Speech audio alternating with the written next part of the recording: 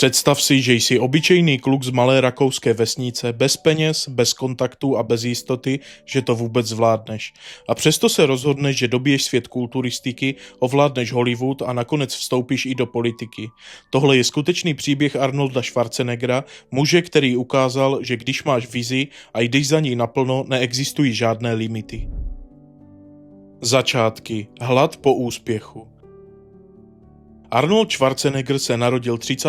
července 1947 v rakouském městě Thal nedaleko Grazu, kde vyrůstal v poměrně přísných podmínkách pod dohledem svého otce, který byl policista. Už v mládí byl veden k disciplíně, ale jeho skutečný zlom přišel kolem 14. až 15. roku života, kdy poprvé vstoupil do posilovny v Grazu. Původně se věnoval fotbalu, ale rychle pochopil, že kulturistika je jeho skutečná cesta. Právě tehdy si stanovil cíl stát se nejlepším kulturistou na světě a odejít do Ameriky. Trénoval v malých, často špatně vybavených posilovnách, kde neměl ideální podmínky, ale o to více soustředil na výkon a progres. Už jako teenager cvičil dvoufázově, ráno i večer, a jeho tréninky byly extrémně intenzivní i na tehdejší poměry. Často studoval časopisy o kulturistice, kde viděl své vzory a snažil se napodobit jejich styl i techniku. V 17 letech už měl výrazně vypracovanou postavu, která ho odlišovala od jeho vrstevníků.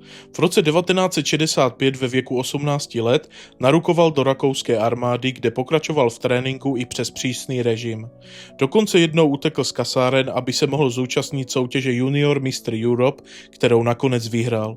Tento moment byl důležitý, protože poprvé okusil skutečné vítězství na mezinárodní scéně. Ukázalo se, že jeho ambice nejsou jen sny, ale reálně dosažitelné cíle.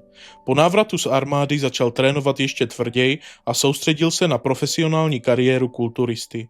Jeho cílem už nebylo jen vyhrávat v Evropě, ale dostat se do Spojených států, kde byla absolutní špička. V té době už měl jasný plán, který zahrnoval nejen sport, ale i budoucí kariéru mimo něj. Každý den jeho života byl podřízen tomuto cíli. Dominance v kulturistice. Arnoldův první velký mezinárodní úspěch přišel v roce 1967, kdy ve věku pouhých 20 let vyhrál soutěž Mr. Universe, čím se stal nejmladším vítězem v historii této soutěže. Tento titul mu otevřel dveře do světa profesionální kulturistiky a především do USA. V roce 1968 se přestěhoval do Ameriky, konkrétně do Kalifornie, kde začal trénovat v legendární Gold's Gym ve Venice Beach. Právě tam se formovala jeho finální podoba jako šampiona. V roce 1970 poprvé vyhrál titul Mr. Olympia, což byla nejprestižnější soutěž v kulturistice, a tím začala jeho éra dominance. Tento titul následně obhájil 6krát po sobě až do roku 1975, kdy se rozhodl ukončit kariéru na vrcholu. Jeho soupeři jako Sergio Oliva nebo Lou Ferrigno patřili k absolutní špičce, ale Arnold je dokázal pravidelně porážet. Jeho kombinace objemu, symetrie a prezentace byly na svou dobu unikátní. Arnold se ale v roce 1980 nečekaně vrátil na soutěž Mr. Olympia v Sydney, kde znovu vyhrál a získal svůj 7. titul. Tento comeback byl kontroverzní, protože mnoho soupeřů i fanoušků nesouhlasilo s výsledkem. Přesto se tím definitivně zapsal do historie jako jeden z nejúspěšnějších kulturistů všech dob. Jeho kariéra tím získala ještě větší legendární status. Kromě samotných titulů byl Arnold důležitý popularizátor kulturistiky jako sportu, protože přitahoval pozornost médií i veřejnosti. Díky dokumentu Pumping Iron z roku 1977 se stal známým i mimo sportovní komunitu. Kulturistika se díky němu dostala do mainstreamu a začala být vnímána jako atraktivní disciplína. Mentalita šampiona. Arnold byl známý tím, že si své cíle vizualizoval do nejmenších detailů, což byla technika, kterou používal už od svých začátků v Rakousku. Představoval si, jak stojí na pódiu jako vítěz Mr. Olympia ještě dlouho předtím, než se to skutečně stalo. Tento přístup mu pomáhal udržet motivaci i v nejtěžších chvílích tréninku. Jeho tréninky byly extrémní nejen fyzicky, ale i mentálně, protože často cvičil až do úplného vyčerpání svalů. Používal vysoký objem tréninku, někdy až 6 dní v týdnu, s několika hodinami denně v posilovně. Zaměřoval se na detaily, jako je kontrakce svalů nebo správná technika, což ho odlišovalo od konkurence. Arnold také studoval psychologii úspěchu a motivace, což mu pomáhalo lépe chápat vlastní mysl i reakce ostatních lidí. Věděl, jak se prezentovat, jak působit sebevědomě a jak využívat svou osobnost ve svůj prospěch. To se projevilo nejen na pódiu, ale i v jeho pozdější kariéře. Jeho charisma bylo jedním z klíčových faktorů jeho úspěchu. Jedním z jeho nejznámějších principů bylo odmítání plánu B, protože věřil, že záložní možnost oslabuje odhodlání uspět. Tento přístup aplikoval ve všech oblastech svého života, ať už šlo o sport, film nebo politiku. Díky tomu šel vždy naplno a nepřipouštěl si neúspěch jako konečný výsledek. Hollywood. Arnold Schwarzenegger začal svou hereckou kariéru už na začátku 70. let, ale jeho první film Herkules v New Yorku z roku 1970 nebyl úspěšný a jeho výkon byl dokonce nadabován kvůli silnému přízvuku. V té době mu producenti říkali, že jeho jméno je příliš dlouhé, jeho tělo nepřirozené a že nikdy nebude hlavní hvězdou.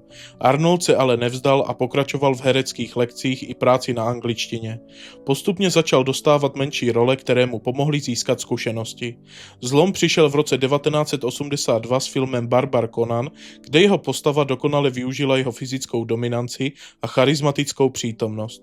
Film měl úspěch a Arnold se začal prosazovat jako akční herec. O 2 roky později přišel zásadní moment v jeho kariéře, kde získal roli ve filmu Terminátor. Tato role z něj udělala globální hvězdu a jeho hláška I'll be back se stala legendární.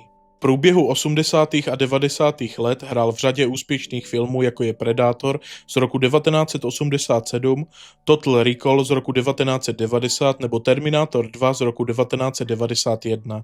Tyto filmy vydělaly stovky milionů dolarů a Arnold se stal jedním z nejlépe placených herců na světě. Dokázal ale i komediální role, například ve filmu Dvojčata nebo Policajt ve školce, čímž ukázal svou všestrannost. Jeho schopnost kombinovat akci a humor ho odlišovala od ostatních herců. Arnold tak během své filmové kariéry vydělal stovky milionů dolarů a stal se jednou z největších ikon Hollywoodu. Překonal všechny počáteční pochybnosti a dokázal, že i kulturista s přízvukem může ovládnout filmový průmysl.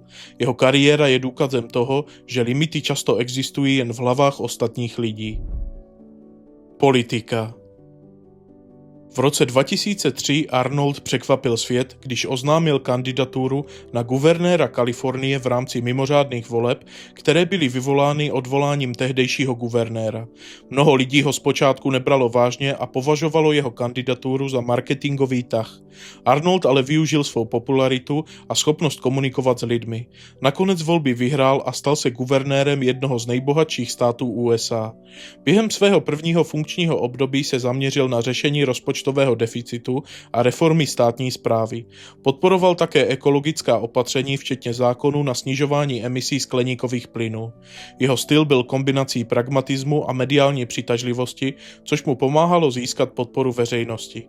I přes kritiku dokázal prosadit několik významných opatření. V roce 2006 byl znovu zvolen a ve funkci zůstal až do roku 2011, kdy jeho druhé funkční období skončilo. Během této doby čelil ekonomické krizi, která výrazně ovlivnila Kalifornii. Musel přijímat nepopulární rozhodnutí, která ale byla nutná pro stabilizaci situace. Jeho politická kariéra tak nebyla jen o popularitě, ale i o těžkých rozhodnutích.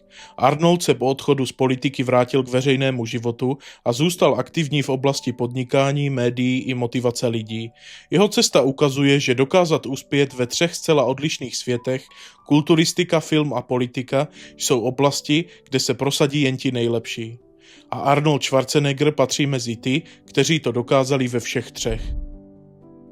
Příběh Arnolda Schwarzeneggera ukazuje, že limity existují jen v hlavě a úspěch je vždy výsledkem tvrdé práce a disciplíny. Pokud tě tohle video bavilo, dej like, odběr a napiš do komentářů, kdo má být další legenda. A pamatuj, začít můžeš kdykoliv, ale vzdát to je vždycky tvoje volba. Díky za sledování a vidíme se příště.